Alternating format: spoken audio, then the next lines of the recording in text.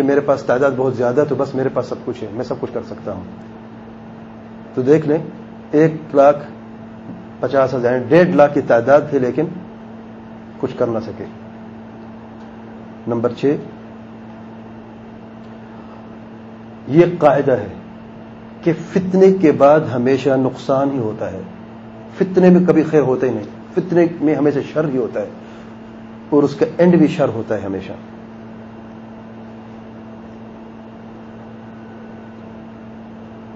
جیسا کہ ابن اشعث نے کیا خودکشی کر لی. اینڈ کیا تھا؟ اس سے بڑا شر کیا تھا اس کے لیے؟ نمبر 7، ابن اشعث نے اس فتنے میں کیوں کامیاب ہوا؟ کیونکہ اس نے اس فتنے کو شریعت کا لباس پہنا دیا اور شرعی قدم اٹھایا کہ ہم اللہ تعالیٰ کا قانون نافذ کرنا چاہتے ہیں، ہم اس ظالم کو ہٹانا چاہتے ہیں، یہ ظلم کرتا ہے، یہ قرآن اور حدیث پہ عمل نہیں کرتا ہے، اور ہم اقتدار لے کے اور حق بات کریں گے، قرآن اور حدیث پہ عمل کرتے ہوئے ہم اس ظلم کو ختم کریں گے.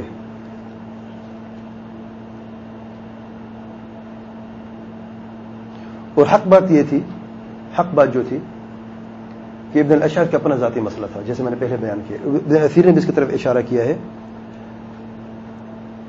کہ ابن الاشعث اور حجاج بن یوسف کی بنتی نہیں تھی آپس میں، ایک جیسے کہتے ہیں سر جنگ ہوتی ہے، ان کے آپس میں سر جنگ چل رہی تھی اور کافی لوگوں نے دیکھا بھی ہے اور خلیفہ نے بھی ان کو کہا تھا کہ اس طریقے سے نہ کرو. لیکن کیا کر سکتے، جب دو طاقتیں ایک دوسرے کے سامنے آ جاتی ہیں تو پھر یہ ہمیشہ ہوتا رہتا ہے اس طریقے سے. انسان کی عجیب سی فطرت ہے یہ بعض لوگوں کی.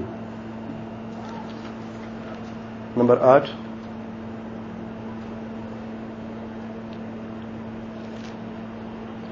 جب فتنہ پھیل جاتا ہے تو اس کی آگ سب سے پہلے اس کو لپیٹ میں لیتی ہے جس نے اس کو شروع کیا ہے، اور سب سے برا اثر اسی پر ہوتا ہے جس نے اس کو شروع کیا ہے. ابن اشعث نے شروع کیا تھا، سب سے زیادہ نقصان ابن اشعث کو ہوا. اگرچہ دیکھا جائے خلیفہ نے اب اس کی ڈیمانڈ پوری کر لی کہ نہیں، یعنی جب اس کا پہلا قدم تھا کہ حجاج کو اتارنا ہے، خلیفہ نے مان لیا کہ نہیں مان لیا؟ خط میں لکھا بھی تمہیں اگر چاہیے کہ اس کو میں دستبردار کر دوں اور اس عہدے سے ختم کر دوں، گورنر کے عہدے سے، تو ٹھیک ہے، میں نے آپ کی یہ ڈیمانڈ، آپ کا یہ مطالبہ میں نے مان لیا. اتنا ہی نہیں بلکہ تمہیں اس کی جگہ متعین بھی کر دیا. جو سر جنگ تھی جیت ہوئی کہ نہیں؟ لیکن نہیں، شیطان نے اپنا کام کر دیا.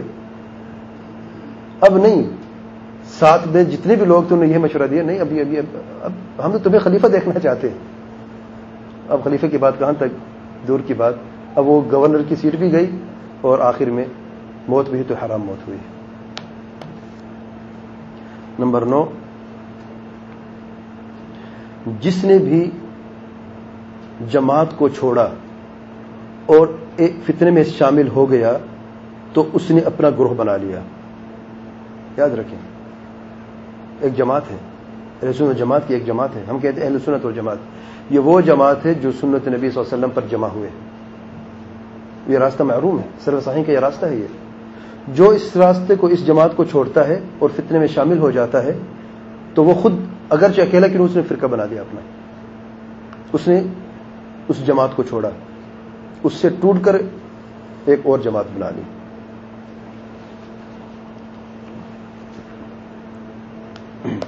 نمبر 10،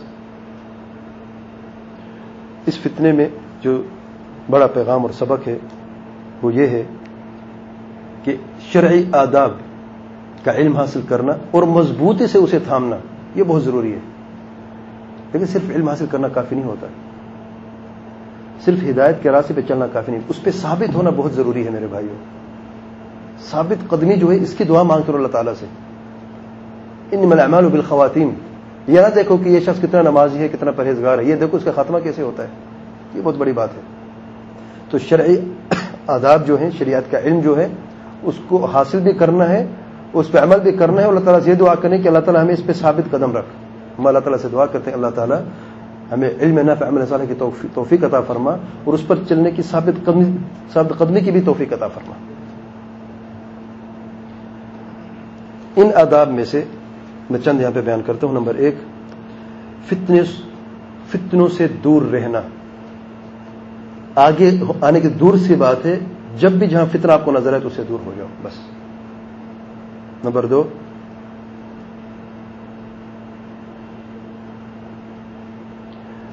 حلم سے، بردباری سے، حکمت کے ساتھ سوچ سمجھ کر فتنے کو سمجھنا.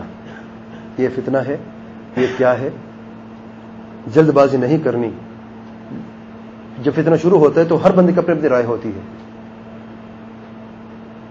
آپ پوری تاریخ کو دیکھ لیں، جہاں پر فتنہ شروع ہوا عوام الناس بھی فتوی دینا شروع کر دے. علماء کچھ بھی کہتے رہیں، اب لاکھوں کے تعداد میں لوگ بات کریں اور یہی بات درست ہے، علماء کی کون سنے گا پھر؟ اور بعض جلد بازی میں آ کے عوام الناس کی بات یا کم سن لوگوں کی بات سمجھ کے یا طلاب علم کی بات کو سن کے بڑے علماء کی بات کو چھوڑ دیتے ہیں. یہ بات درست نہیں ہے. صبر تحمل سے، حلم بردباری کے ساتھ، سوچ سمجھ کر، حکمت کے ساتھ سب لوگوں کی رائے دے کے علماء کی طرف رجوع کر کے اس کو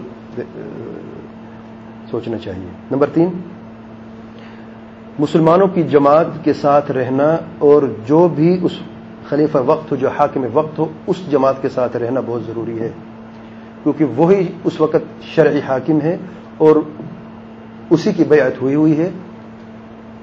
اس کی بیعت ہماری گردن میں ہے. بغیر علماء کے رجوع کرنے کے وہ ہم بیعت میں گردن سے نہیں اتار سکتے. نمبر 4، ہمیشہ ان علماء کا ساتھ دینا ہے اور انہی کے ساتھ زندگی گزارنی ہے اور انہی کے فتووں پہ عمل کرنا ہے جو اہل سنت و جماعت کے علماء ہیں، جو توحید اور سنت کا سبق دیتے رہتے ہیں، اور انہی سے علم حاصل کرنا چاہیے اور انہی کی فرم برداری کرنی چاہیے. نمبر 5،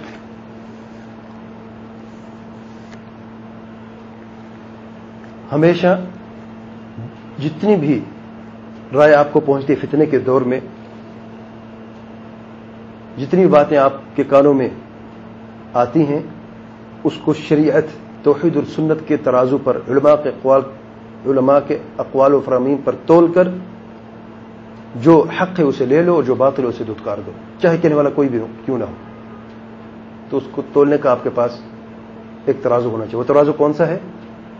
قرآن اور سنت، سلف صالحین کی سمجھ سے، علماء کی سمجھ سے. نمبر 6،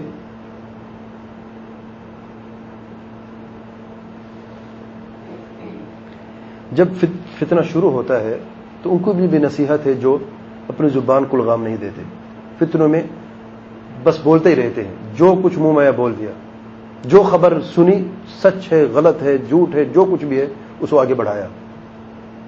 بہتر تو یہ تھا ان کے لیے کہ وہ مسلمانوں کی جماعت کو قائم رکھتے اور جو بھی اڑتی ہوئی خبر ہو اسے علماء کی طرف پیش کرنے سے پہلے کبھی کسی کی طرف نہ پہنچاتے. یہ کرنا بہت ضروری ہے. بعض لوگ سمجھتے ہیں کہ عام سی باتیں، کیا ضرورت ہے ایسی باتیں کرنے کی؟ بھئی بات ہم نے سنی ہے، کہہ دی ہے، فتنہ ہے، اب شر موجود ہے تو اس شر میں ہو سکتا ہے کہ یہ بات اچھی ہو اور یہ شر کم ہو جائے. آپ کو کیا پتا کہ یہ جو بات اڑتی ہوئی آپ نے سنی ہے یہ آگ کو مزید جلاتی ہے یا اسے دباتی ہے؟ آپ کو کیا پتا؟ یہ تو علماء بیان کرتے ہیں کہ کیا کرنا ہے.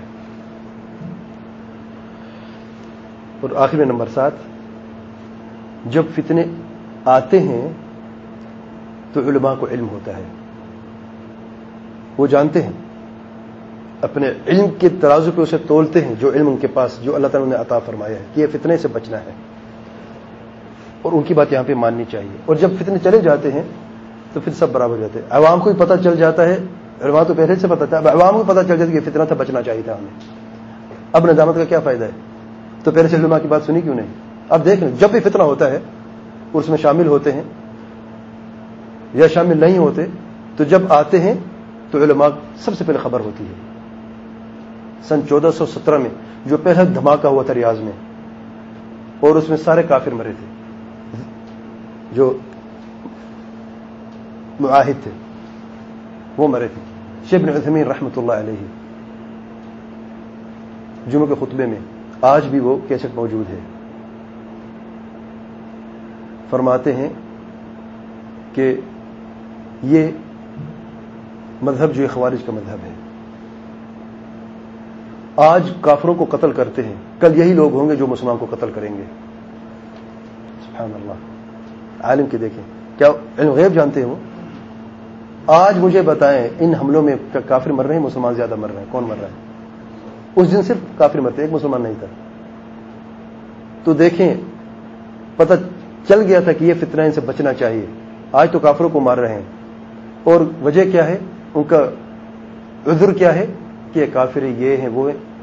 وہ فرماتے ہیں یہی عذر جو کافروں کے لیے استعمال کر رہے ہیں یہی عذر استعمال کریں مسلمانوں کے لیے. آج وہی ہے کہ نہیں کہ وہ حکمران کافر ہے، جس نے حکمران کو حکمران مانا وہ بھی کافر ہے. سبحان اللہ. تو جب فتنے آتے ہیں علماء کو خبر ہوتی ہے، علماء کے ساتھ نہیں چھوڑنا میرے بھائیوں. امت کے جو معتبر بڑے علماء ان کو کبھی نہیں چھوڑنا. جو فتنے چلے جاتے ہیں تو پھر دودھ کا دودھ اور پانی کا پانی سب صاف ہو جاتا ہے، پھر پتہ چل جاتا ہے. اللهم انا نعوذ بك من الفتن ما ظهر منها وما بطن آمین رب العالمین. تو اس قصے سے یہ واضح ہوا اگر آج کے دور میں بعض علماء بھی شامل ہیں تو یاد رکھیں اس دور میں بھی علماء شامل تھے.